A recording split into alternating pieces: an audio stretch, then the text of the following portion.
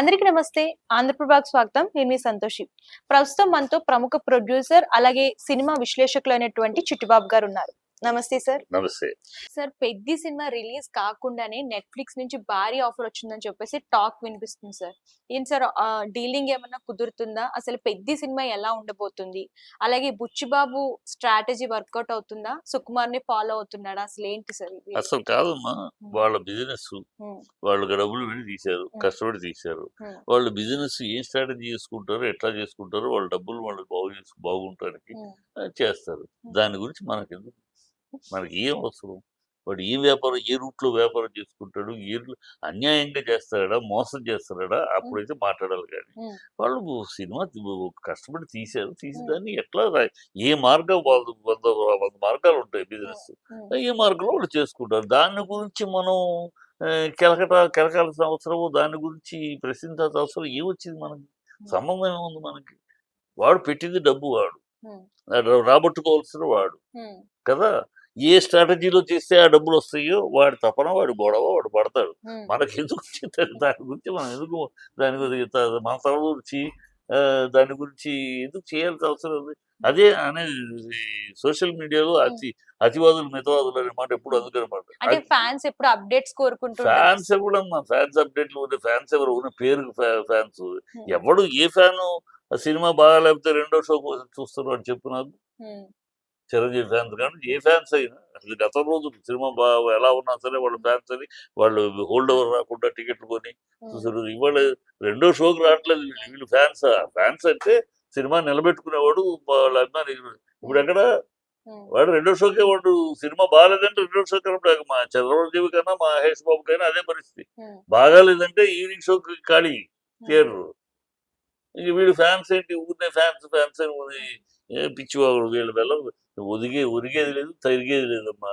ఉన్న అల్లరి చేయడానికి పనికొచ్చే గ్యాంగ్ తప్పితే, ఫ్యాన్స్ అరుపులు కేకలు తప్పితే, ఒక నిర్మాతగా ఒక సినిమా తీసేటప్పుడు ఈ ఫ్యాన్స్ వల్ల నాకు ప్రయోజనం అనేది అది గత రోజులు. గత ఆ రోజు చూశాను నేను. ఆ రోజు నేను సినిమా తీసేప్పుడు మా సినిమా 97వ రోజు తీసేస్తున్నాం, లేదా 95వ రోజు తీసేస్తున్నాం అంటే ఫ్యాన్స్ వెళ్ళి గొడవ పెట్టేవారు.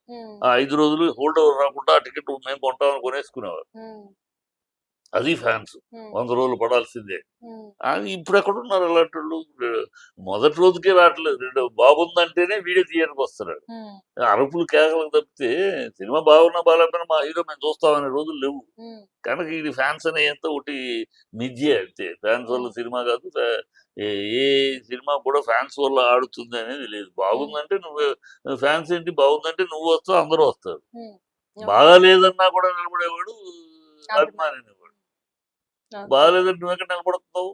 కనుక పెద్ద ఊనే సొలు కబుర్లు తప్పితే ఫ్యాన్స్ అని ఎంత ఊనే మిథ్య అంతే. అంటే ఆల్రెడీ ఈ పెద్ది సినిమా నుంచి గ్లిమ్స్ అయితే రిలీజ్ అయ్యాయి సార్. సో అంటే ఆఫ్టర్ లాంగ్ టైం తర్వాత గేమ్ చేంజర్ కొంచెం డిసప్పాయింట్ అయిన తర్వాత వస్తున్న సినిమా కదా. సో ఎక్స్పెక్టేషన్స్ ఎలా ఉన్నాయి సార్?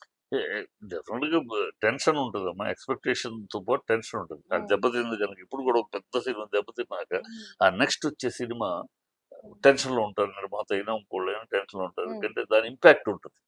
దాని ఇంపాక్ట్ డెఫినెట్ గా ఉంటుంది. ఆ ఇంపాక్ట్ ఇప్పుడు శంకర్ కదే కదా, ఇండియన్ 2 దెబ్బతిన్నాక ఆ ఇంపాక్ట్ గేమ్ చేంజర్ మీద పడింది, ఆటోమేటిక్ పడింది. కనుక ఆ ఇంపాక్ట్ ఆడియన్స్ లో అది బాగాలేదు, ఇది ఎట్లా ఉండదు అన్నది అని ఒక మీమాంస వస్తుంది. అందువల్ల టెన్షన్ ప్రొడ్యూసర్ కి, డైరెక్టర్ కి డెఫినెట్ గా మన సినిమా సక్సెస్ తర్వాత చేస్తున్నప్పుడు వేరు. ఒక సక్సెస్ తర్వాత నెక్స్ట్ వస్తా ఉంటే అది బాగుంది, ఇది ఇంకా బాగుంటుంది అనే ఎక్స్పెక్టేషన్. సైకాలజీ, ఆడియన్స్ సైకాలజీ ఎలా ఉంటుంది, దెబ్బతిందుకని ఇది ఎట్లా ఉంటుందో, ఎలా ఉంటుందో, దానిలాగా ఉంటుందో, బెటర్ గా ఉంటుందో, ఎలా ఉంటుందో ఒక మైండ్ లో ఒక టెన్షన్ ఉంటుంది. అది ఆడియన్స్ కి కాదు, ఫ్యాన్స్ కి కాదు, నిర్మాతలకి, దర్శకులకు కూడా ఉంటుంది.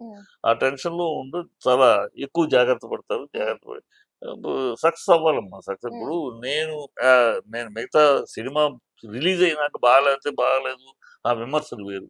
సినిమా రిలీజ్ అవడానికి ముందు మాత్రం నేను ప్రతి సినిమా, పెద్ద సినిమా, ఇలా డబ్బులు ఇన్వెస్ట్ చేసే సినిమా సక్సెస్ అవ్వాలని కోరుకో. సినిమా వాడిగా సక్సెస్ అవ్వాలి. ఎందుకంటే సక్సెస్ అవడం అనేది ఆ ఒక్క నిర్మాతకు, ఆ ఒక్క హీరోకు కాదమ్మా. ఆ సక్సెస్ అవడం వల్ల ఆ డిస్ట్రిబ్యూటర్, ఆ ఎగ్జిబిటర్, అనేక మంది ప్రొడ్యూసర్, వీళ్ళందరూ ఆ డబ్బు ప్రొడ్యూసర్ చేతిలోంచి డబ్బు మళ్ళీ అలా ఇండస్ట్రీకి వస్తుంది. అది వచ్చినప్పుడు ఇండస్ట్రీ పచ్చగా ఉంటుంది, ఆ ఉమ్, డబ్బు రొటేషన్. ఉమ్, ఫ్లాప్ అయింది అనుకోవడం పెద్ద బడ్జెట్ సినిమా, ఆ డబ్బు ఆగిపోతుంది. ఉమ్, ఆగిపోవడం ఇండస్ట్రీకి రొటేషన్ ఆగిపోతుంది, ఉమ్, నష్టం వస్తుంది, నష్టం ఇండస్ట్రీ దెబ్బతింటుంది. ఉమ్, కనుక నేను ప్రతి సినిమా ఇలాంటి కాస్ట్లీ సినిమా ఏదైనా సరే సక్సెస్ అవ్వాలని కోరుకుంటారు, ఉమ్, అవ్వాలని కోరుకుంటారు. ఉమ్, దురదృష్టంతో అయినప్పుడు అప్పుడు మరి మీరు అనొచ్చు, ఉమ్, అవ్వాలని కోరుకుంటారు, మరి సినిమా బాగాలేదు మా రివ్యూ ఇచ్చారంటే ఉమ్, బాగాలేదు, మరి తప్పదు ఇక ఉమ్, అది బాగాలని కోరుకుంటాం. ఉమ్. అది బాగాలేనప్పుడు బాగాలేదని నిజం చెప్పకపోతే ఎట్టా అని చెప్తాం. ఓకే సార్, ఇప్పుడు టాలీవుడ్ లో జాన్వీ కపూర్ సినిమా ఇది second. So already first cinema Devara మంచి హిట్ అందుకుంది. So Janhvi Kapoor and Ram Charan combination కొత్త కాంబినేషన్. ఈ సో ఎట్లా జానీ కపూర్ పెద్ద ఇది కాదమ్మా, ఊనే మీరు మీడియాలో జానీ కపూర్, దేవరాకి జానీ కపూర్ ఏముంది, దేవరా సక్సెస్ కి ఏమన్నా జానీ కపూర్ స్థానం శ్రీదేవి కూతురు అంతే తప్పితే శ్రీదేవి చారిస్మా కానీ శ్రీదేవి లో పోలిక పర్ఫార్మెన్స్ లో కానీ ఎక్కడ అమ్మా గుడ్ అంతే. అయితే ఆ అమ్మాయి ఏదో ఆ, ఒక సినిమాకి ఆ అమ్మాయి వల్ల సినిమాను, ఆ అమ్మాయి సినిమాని ముందుకు తీసుకెళ్ళగలిగిన స్టార్డమ్ కాదు అమ్మాయి. ఓకే, ఓకే, అమ్మాయి ఉంది, ఆ సినిమా సక్సెస్ అయింది, పాదం మంచిది అలా అనుకుంటాను నేను.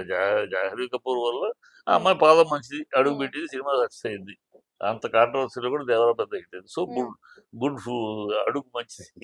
కానీ ఇది కూడా బాగుండాలని కోరుకుంటాను. నేను ఆ అమ్మాయి వల్ల సినిమా అనేది, ఆ అమ్మాయి వల్ల సినిమా ఏదో పెద్ద అడిషన్, పెద్ద అట్రాక్షన్, నేను అంత స్థాయి కాదు. రేపు ఫ్యూచర్ లో రావచ్చేమో కానీ ఇప్పుడు as it is good heroine అంతే.